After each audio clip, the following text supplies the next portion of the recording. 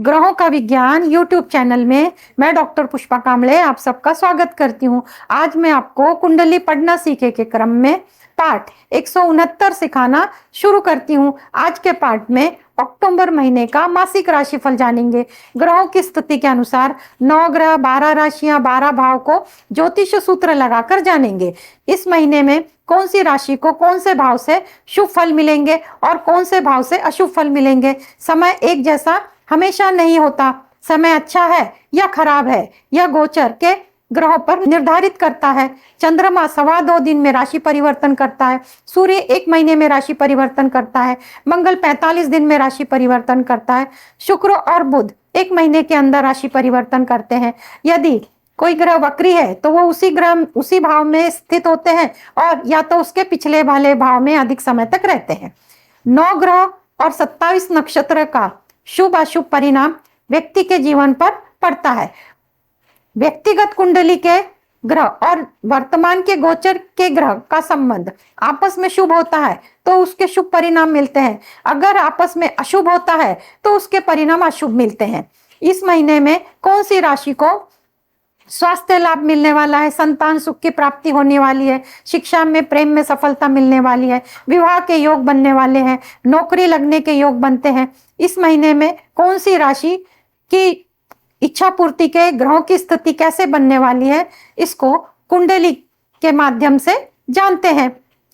यदि आप अपनी कुंडली का विश्लेषण कराना चाहते हैं, अपने कुंडली से संबंधित प्रश्नों के उत्तर जानना चाहते हैं तो दिए गए नंबर पर व्हाट्सएप करके जानकारी और शुल्क की जानकारी प्राप्त कर सकते हैं। अक्टूबर महीने में ग्रहों का राशि परिवर्तन 13 अक्टूबर को शुक्र वृश्चिक राशि में प्रवेश करेंगे। 17 अक्टूबर को सूर्य तुला राशि में प्रवेश करेंगे। 20 अक्टूबर को मंगल कर्क राशि में प्रवेश करेंगे। मकर राशि, कुंभ राशि और मीन राशि को चार्ट के माध्यम से समझते हैं। मकर लग्न, मकर राशि का चार्ट 10 नंबर से शुरू होता है। पहले भाव में मकर राशि, दूसरे भाव में शनि की स्थिति, तीसरे भाव में राहु, पंचम भाव में गुरु, षष्ठ भाव में मंगल, भाग्य भाव में केतु, बुध, सूर्य की स्थिति, दशम भाव में शुक्र की स्थिति है। शुक्र से मालव्य योग बन रहा है। शुक्र की स्थिति दशम भाव में। मालव्य योग पंच महापुरुष योग में से एक है। यह महत्वपूर्ण योग होता है, सुखों की प्राप्ति दिलाने वाला होता है। चंद्रमा का गोचर इस महीने में मेष राशि, सिंह राशि और धनु राशि से जब होता है तब कौन सी तारीखें आती हैं, तो वो तारीखें इस प्रकार 9, 10, 18, 19, 26, 27 ये तारीखें अशुभ होती हैं। इन तारीखों को किया गया कार्य पूरा नहीं होता है, आधा अधूरा छूट जाता है। इसलिए इन तारीखों को शुभ कार्य की शुरुआत नहीं करना चाहिए। लग्नेश और एकादशीस इनकी स्थिति इस महीने में कैसे रहने वाली है, इच्छा पूर्ति में मदद होने वाली है या नहीं, इसको भी जानेंगे। शुरू करते हैं पहले भाव से। तो पहले भाव में मकर राशि, और मकर राशि पहले भाव में और उसका स्वामी धन भाव में है। पहले भाव से आरोग्य का विचार करते हैं। तो आरोग्य के लिए मंगल की 8वीं दृष्टि पड़ने के कारण और गुरु की 9वीं दृष्टि के कारण, मंगल की 8वीं दृष्टि पड़ने के कारण उष्णता के विकार हो सकते हैं और गुरु की दृष्टि पड़ने के कारण ठीक भी हो सकते हैं। इसलिए आरोग्य संबंधी सावधानी बरतनी होगी। धन भाव, धन भाव में कुंभ राशि और कुंभ राशि के स्वामी शनि धन भाव में स्थित है। जब धनेश धन में से जाते हैं तो धन में वृद्धि करते हैं, तो धन की स्थिति बहुत अच्छी है। पराक्रम भाव, पराक्रम भाव से छोटे भाई बहनों का और मीडिया से संबंधित कार्य में, छोटी यात्रा से संबंधित कार्य में, अगर आप मार्केटिंग फील्ड में हैं, क्रिएटिव फील्ड में हैं तो इसमें सफलता मिलेगी, क्योंकि तीसरे भाव में राहु की स्थिति है और सूर्य की, बुध की, केतु की 7वीं दृष्टि पड़ने के कारण इन क्षेत्रों से फायदा होगा, इनमें सफलता मिलेगी। परंतु राहु केतु की स्थिति और सूर्य की दृष्टि होने के कारण छोटे भाई बहनों में मतभेद की स्थिति बनेगी। इसके लिए आपको अपने छोटे भाई बहनों के साथ संबंध अच्छे बनाने होंगे और उसके लिए सावधानी बरतनी होगी। पंचम भाव, पंचम भाव से संतान, शिक्षा और प्रेम संबंध का विचार किया जाता है और संतान होने के लिए योग देखते हैं। तो पंचम भाव में वृषभ राशि, और वृषभ राशि का स्वामी शुक्र केंद्र में स्वराशि में है। पंचम भाव से गुरु की स्थिति होने के कारण शिक्षा के लिए, संतान के लिए और प्रेम संबंध के लिए भी स्थिति अच्छी है। और जो लोग संतान प्राप्ति के इच्छुक हैं उनके लिए संतान प्राप्ति के योग बनते हैं। षष्ठ भाव में मंगल की स्थिति होने के कारण, मंगल की 8वीं दृष्टि लग्न पे पड़ने के कारण शत्रु में वृद्धि होगी, पर शत्रु हंता भी बनेंगे, तो इसके लिए आपको सावधानी बरतनी होगी। सप्तम भाव से हम व्यापार, दाम्पत्य जीवन और विवाह तय होने के योग देखते हैं। व्यापार के लिए तो व्यापार का कारक बुध है, अपने भाव से तृतीय एकादश का संबंध बना रहा है। व्यापार के लिए स्थिति अच्छी है।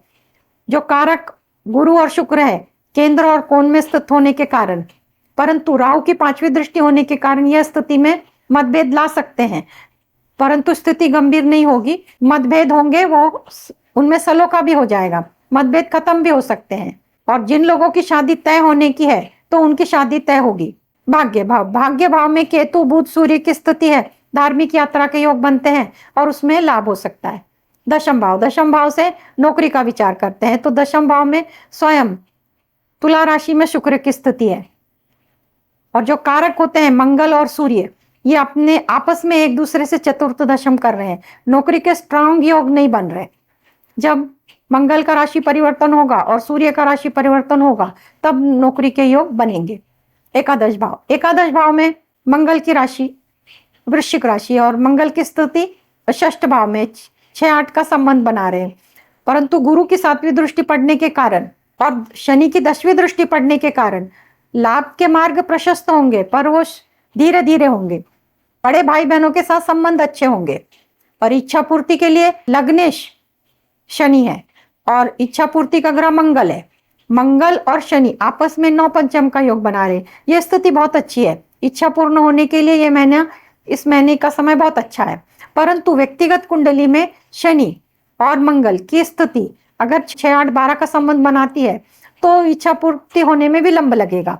तो उसके लिए उपाय तो लग्नेश शनि है, शनि का मंत्र करना होगा। शनि का मंत्र ओम शन शनिश्चराय नमः रोज 108 बार करना है। शनि से संबंधित वस्तुओं का, काली वस्तुओं का, उड़द का गरीब लोगों को, जरूरतमंद को दान देना होगा। शनिवार के दिन करते हैं तो आपकी इच्छा पूर्ति होने में मदद होगी। दूसरी राशि कुंभ राशि, कुंभ लग्न का चार्ट 11 नंबर से शुरू होता है। लग्न में शनि, दूसरे भाव में राहु, चतुर्थ भाव में गुरु, पंचम भाव में मंगल, अष्टम भाव में केतु, सूर्य, बुध और भाग्य भाव में शुक्र। कुंभ लग्न कुंभ राशि के चार्ट में शश योग बनता है। लग्न में शनि कुंभ राशि का है, पंच महापुरुष योग में से एक महत्वपूर्ण योग माना जाता है। चंद्रमा का गोचर इस महीने में जिन राशियों से गोचर करेगा वो राशियां इस प्रकार: वृषभ, कन्या, मकर। इन राशियों से जब चंद्रमा गोचर करता है तो जो तारीखें आती है वो इस प्रकार: अक्टूबर महीने की 2, 3, 11, 12, 20, 21, 29, 30। इन तारीखों को महत्वपूर्ण काम की शुरुआत ना करें, क्योंकि इन दिनों जो भी काम शुरू होते हैं वो आधे अधूरे रह जाते हैं, पूरे नहीं होते हैं, सफलता नहीं मिलती है। इन तारीखों को याद रखना चाहिए। लग्नेश शनि है और लाभेश गुरु है। इनकी स्थिति इच्छा पूर्ति के लिए कैसी है इसको जानते हैं। पहले लग्न भाव से आरोग्य के बारे में जानते हैं। लग्नेश लग्न में स्थित है और लग्न में स्थित होने के कारण आरोग्य के लिए स्थिति अच्छी है। दूसरे भाव से धन के बारे में जानते हैं, तो दूसरे भाव में राहु केतु है। राहु की स्थिति है, केतु की दृष्टि है, बुध की सूर्य की दृष्टि है। धनेश जो है गुरु, अपने से तृतीय एकादश का संबंध बना रहे हैं। चतुर्थ भाव में गुरु की स्थिति है, तो धन के लिए स्थिति अच्छी मानी जाएगी। चतुर्थ भाव में गुरु है। चतुर्थ भाव से माता, भूमि, भवन, वाहन का विचार किया जाता है, तो चतुर्थ भाव में गुरु होने के कारण माता का स्वास्थ्य अच्छा रहेगा और भूमि, भवन, वाहन के सुखों की प्राप्ति होगी। पंचम भाव से हम संतान होने के योग और शिक्षा, प्रेम संबंध के बारे में देखते हैं। तो पहले पंचम भाव की जो राशि है मिथुन, मिथुन राशि का स्वामी अष्टम भाव में स्थित है और मंगल की स्थिति है। शिक्षा के लिए समय बहुत अच्छा है। संतान प्राप्ति के लिए यह समय अच्छा नहीं है, क्योंकि संतान का कारक है चतुर्थ भाव में है, दृष्टि संबंध नहीं हो रहा। पंचमेश जो है बुध, बुध के ऊपर गुरु की 5वीं दृष्टि पड़ रही है, पर पंचम भाव से गुरु की दृष्टि संबंध नहीं होने के कारण संतान प्राप्ति के योग नहीं हो रहे। तो प्रेम संबंध के लिए यह समय अच्छा नहीं है, क्योंकि मंगल की स्थिति है, प्रेम में मतभेद आ सकते हैं। इसलिए शिक्षा के लिए अच्छी है, संतान के लिए ठीक ठाक है, फिर भी संस्कारहीन होगी, परंतु संतान प्राप्त होने के योग नहीं बनते और प्रेम संबंध में मतभेद आने की स्थिति है। सप्तम भाव, सप्तम भाव से हम व्यापार, दाम्पत्य जीवन और शादी के योग देखते हैं। तो व्यापार का कारक है तो वो अष्टम भाव में है। व्यापार के लिए स्थिति अच्छी नहीं है शनि की 7वीं दृष्टि पड़ने के कारण। वैसे शनि की 7वीं दृष्टि दाम्पत्य जीवन को भी बिगाड़ सकती है, खराब करती है। और विवाह के लिए योग, तो विवाह का जो कारक है वो चतुर्थ भाव में गुरु की स्थिति होने के कारण सप्तमेश पर, सप्तमेश सूर्य पर गुरु की 5वीं दृष्टि है, पर सप्तम भाव से गुरु का संबंध नहीं होता, इसलिए शादी तय होने के योग नहीं बनते। अष्टम भाव, अष्टम भाव में केतु, सूर्य और बुध, इसकी स्थिति होने के कारण पैतृक संपत्ति का लाभ हो सकता है, परंतु चोट चपेट दुर्घटना के भी योग बनते हैं।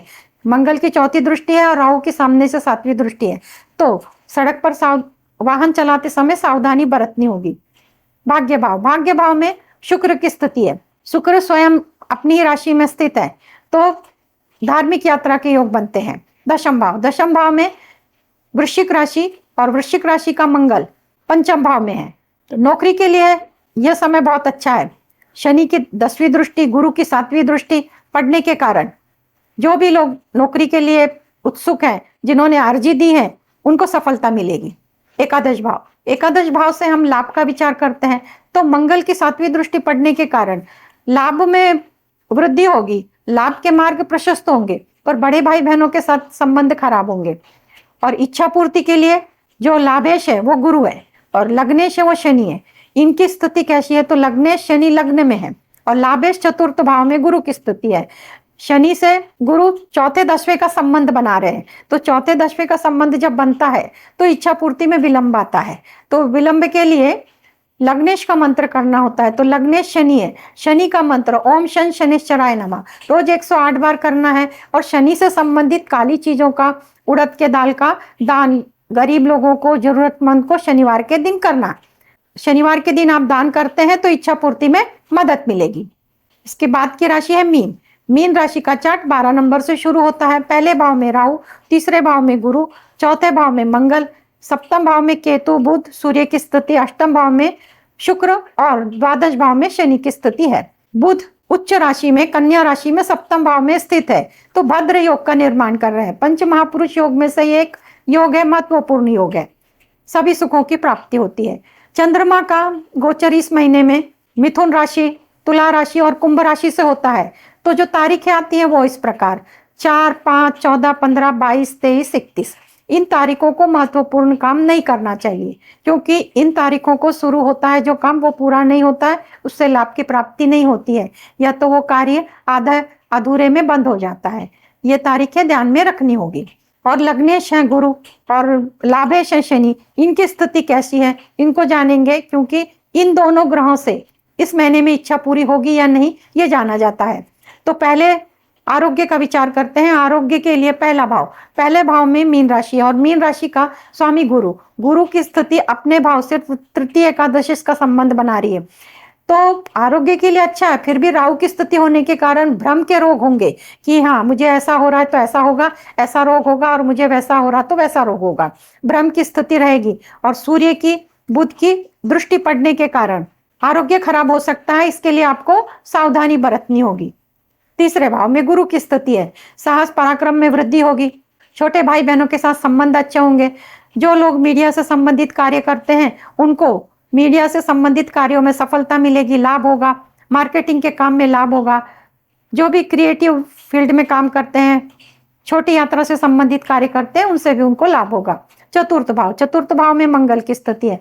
मंगल की स्थिति चतुर्थ भाव में मिथुन राशि में, और मिथुन राशि का स्वामी सप्तम भाव में अपने उच्च राशि में स्थित है, तो माँ के स्वास्थ्य में खराबी आ सकती है, उष्णता के रोग हो सकते हैं, परंतु जमीन संबंधी प्रॉपर्टी में आपको लाभ हो सकता है। माँ के आरोग्य के लिए आपको सावधानी बरतनी होगी। पंचम भाव से हम शिक्षा, संतान और प्रेम संबंध के बारे में जानते हैं, तो पंचम भाव पर किसी ग्रह की दृष्टि पड़ती है तो वो राहु की है। राहु की स्थिति पड़ने के कारण संतान के संस्कारहीन होने की संभावना बनती है, और जो प्रेम संबंध चल रहे हैं उनमें मतभेद, भ्रम के कारण मतभेद हो सकते हैं।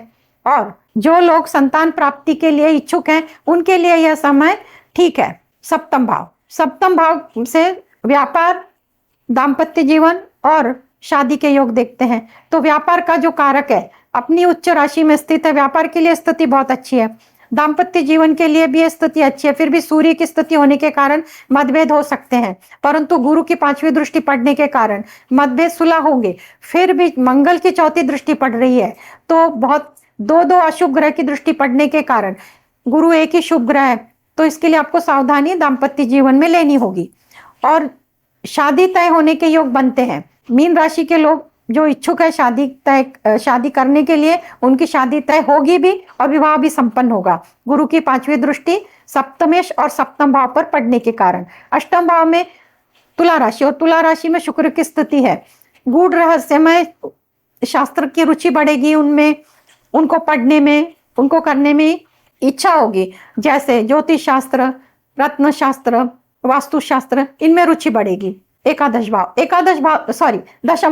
भाव से हम नौकरी का विचार करते हैं, तो एकादश भाव में धनु राशि, और धनु राशि का स्वामी गुरु, 6-8 का संबंध है, पर मंगल की स्थिति केंद्र में है, सूर्य है केंद्र में, सूर्य राहु केतु मंगल की 7वीं दृष्टि पड़ने के कारण नौकरी में सफलता मिलने के योग बनते हैं। जो लोगों ने अर्जी दी है उनको नौकरी में सफलता मिलेगी, और जो लोग इच्छुक हैं वो भी अर्जी दे सकते हैं, तो नौकरी के योग बनते हैं। एकादश भाव में मकर राशि, और मकर राशि का स्वामी शनि अपने से दूसरे भाव में, जो द्वादश भाव में है, और मंगल की 8वीं दृष्टि पड़ने के कारण और गुरु की 9वीं दृष्टि पड़ने के कारण लाभ के मार्ग प्रशस्त होंगे, बड़े भाई बहनों के साथ संबंध अच्छे होंगे। पर इच्छा पूर्ति का जो ग्रह है वो है शनि, और लग्नेश है गुरु और शनि आपस में, शनि से गुरु चतुर्थ और गुरु से शनि चतुर्थ दशम का संबंध बनने के कारण इच्छा पूर्ति में विलंब होगा। तो इसके लिए आपको लग्नेश के मंत्र करने होंगे। तो लग्नेश गुरु है, तो गुरु का मंत्र ओम ब्रीम बृहस्पते नमः रोज 108 बार करना है। पीली वस्तुओं का दान गरीबों को, जरूरतमंद को गुरुवार के दिन करना है। पीली वस्तुओं में चना दाल, पीले वस्त्र, पीले फल इत्यादि आप दे सकते हैं, तो आपकी इच्छा पूर्ति में मदद होगी और आपकी इच्छा शीघ्र पूर्ण होगी। आज के क्लास में इतना ही, धन्यवाद।